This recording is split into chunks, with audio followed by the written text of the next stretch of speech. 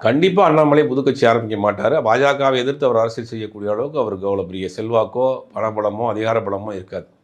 எதிர்த்து ஜெயிக்கவும் முடியாது.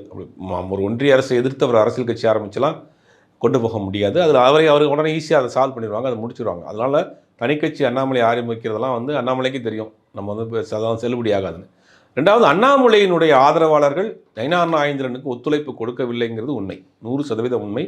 கடந்த 4-5 ஆண்டுகளில் அண்ணாமலை ஒரு தலைவராக இருக்கிற பொழுது பல நிர்வாகிகள் அண்ணாமலை போட்ட நிர்வாகிகள், அண்ணாமலையினுடைய நிர்வாகிகள் அண்ணாமலையினுடைய ரசிகர்கள் பலர்.